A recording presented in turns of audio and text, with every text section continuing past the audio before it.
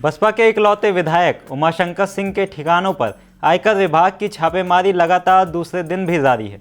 लखनऊ, सोनभद्र, कौशाम्बी और बलिया में विभाग की टीम गहन जांच कर रही है।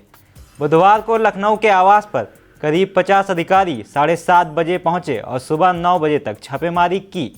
इस दौरान किसी को भी अंदर बाहर जाने की अनुमति नहीं दी गई। विधायक और उनका परिवार घर के अंदर ही मौजूद थे। अधिकारियों ने फाइलें, इलेक्ट्रॉनिक डिवाइस और अन्य रिकॉर्ड खंगाले हैं। सूत्रों के मुताबिक लखनऊ के आवास पर 11 करोड़ कैश और महंगी घड़ियां, सोना चांदी और कीमती जेवर बरामद हुए हैं। हालांकि अब तक कोई आधिकारिक जानकारी सामने नहीं आई है। सोनभद्र में आयकर विभाग ने हाईटेक तकनीक का उपयोग कर 14 ठिकानों पर दबिश दी है, जिसमें ड्रोन कैमरा, सैटेलाइट और डिजिटल मैपिंग शामिल है। कुछ गाड़ियों पर शादी समारोह के स्टिकर लगाकर गोपनीय ऑपरेशन किया गया। यह कार्रवाई 1000 करोड़ रुपए के कथित टैक्स चोरी और अवैध खनन के मामले की जांच के तहत की जा रही है, जिसमें खनन और राजनीतिक जगत में हड़कंप मचा हुआ है। नमस्कार, आप देख रहे हैं इंडिया और मैं हूं आपके साथ प्रशांत कुमार। आपको बता दें कि सोनभद्र में आयकर विभाग की यह कार्रवाई अब तक की सबसे हाईटेक और व्यापक मानी जा रही है। खनन क्षेत्र में पहली बार ड्रोन कैमरा, सैटेलाइट तकनीक और डिजिटल मैपिंग का उपयोग किया गया है। शिकायत मिली थी कि कई खदानों में निर्धारित सीमा से अधिक गहराई तक अवैध खनन हुआ। इसी आधार पर प्रदेश भर में एक साथ छापेमारी की गई, जिसमें सोनभद्र सबसे बड़े फोकस पर है। लगभग 25 वाहनों के काफिले के साथ पहुंचे अधिकारी 14 ठिकानों पर दबिश दे रहे हैं। कुछ गाड़ियों पर शादी समारोह के स्टिकर लगाए गए थे ताकि ऑपरेशन गोपनीय रहे।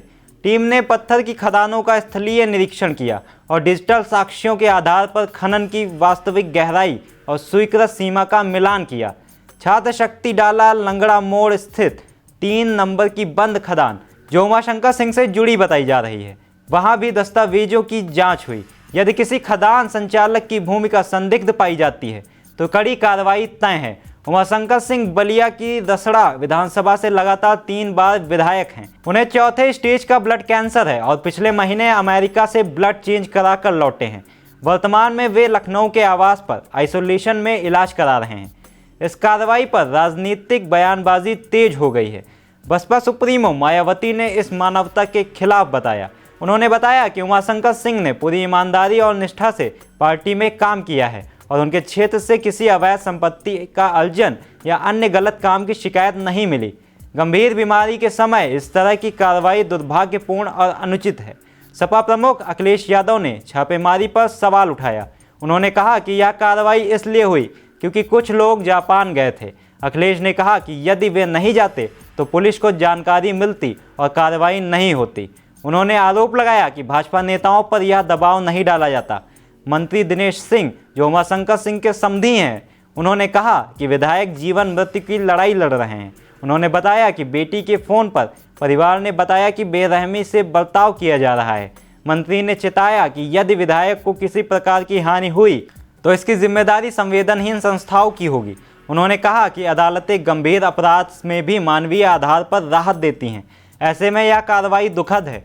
उन पर 13 करोड़ रुपए का कर्जा भी है। वे राजनीति के साथ साथ व्यापार में भी सक्रिय हैं। उनकी कंपनी छात्र शक्ति कंस्ट्रक्शन सड़क निर्माण और माइनिंग क्षेत्र में काम करती है। उनकी पत्नी Pushpa Singh CM infrastructure limited की मैनेजिंग डायरेक्टर हैं। मायावती ने पहले भी उमाशंकर की तबीयत खराब होने पर उनके आवास पहुंचकर हालचाल जाना था। मार्च 2025 को उनकी तबीयत बिगड़ी थी, तब मायावती उनसे मिलने आईं और परिवार के साथ तस्वीर भी खिंचवाई थी। इसे देखकर ही उनकी बसपा में अहमियत का अंदाज़ा लगाया जा सकता है। दूसरे दिन भी आयकर विभाग की टीम लगातार सोनभद्र, बलिया और लखनऊ में जांच कर रही है।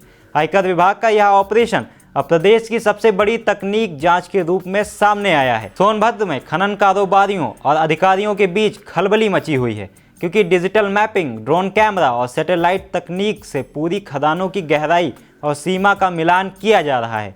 क्रशर ऑनर्स एसोसिएशन के अध्यक्ष अजय सिंह, चंद्रभूषण गुप्ता और देवेंद्र केसरी सहित कई ठिकानों पर दस्तावेजों और डिजिटल रिकॉर्ड की गहन जांच चल रही है। लगभग 100 से अधिक अधिकारी अलग अलग टीमों में बंटकर कार्रवाई कर रहे हैं। इस व्यापक जांच ने खनन क्षेत्र और राजनीतिक जगत में तनाव बढ़ा दिया है। अब सवाल यह उठता है कि क्या आगे विधायक के अन्य ठिकानों पर भी छापेमारी होगी या मामला और बड़ा रूप लेगा।